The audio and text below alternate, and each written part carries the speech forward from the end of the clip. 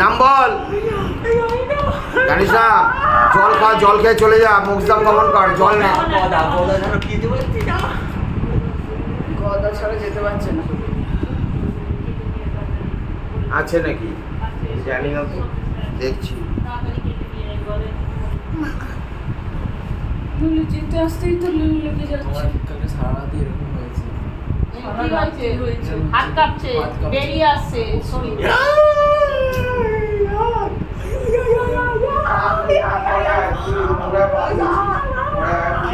একটা তো এইটা তোর, এটা তোর মায়ের।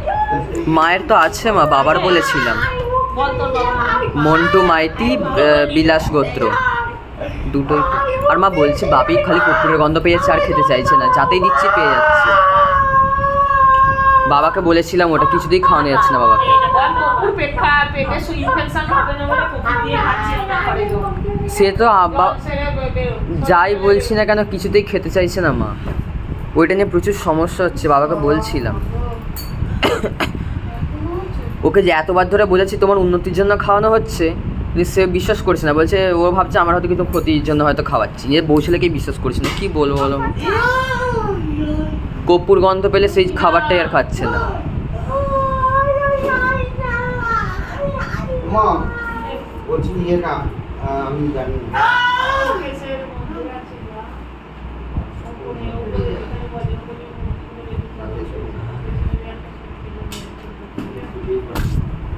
পেছনে মূর্তিগুলোর পেছনে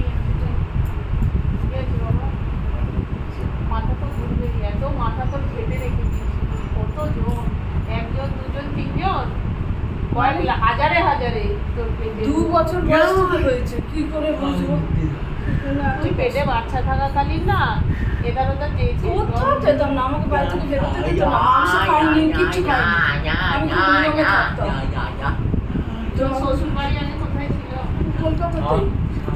সেইটাই ভেঙে ফ্ল্যাট হয়েছে। মায়ের উপর অনেক অত্যাচার করেছে। কে?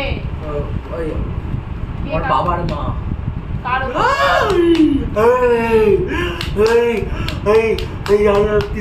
শরীর ফেলে বেরো,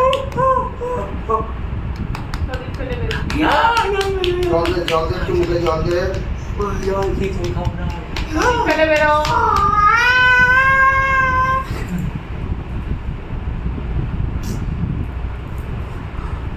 রাস্তা হালকা বলে না, রাস হালকার জন্য না, কি রাস হয়েছে? হালকা বাড়ি আমার কিছু মাকে আর নাকি যখন আমি হবো সেই সময় পুজো করিয়েছে, ছাদে পাঠিয়েছে, মা পড়ে যাচ্ছিল। তারপর হসপিটালে যখন যেদিন হবো সেদিনকে হাঁটিয়ে নিয়ে, রাতের বেলা ছাদে পাঠিয়েছি।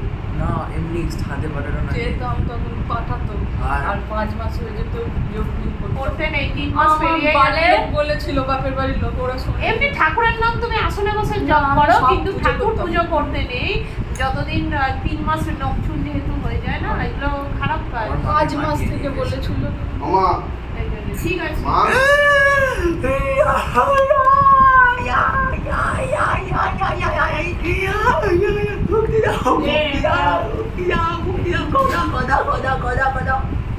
ইয়ে দিতে হবে।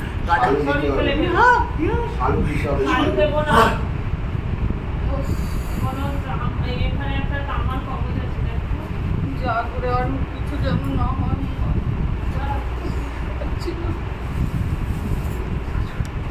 দাঁড়া দেখছি।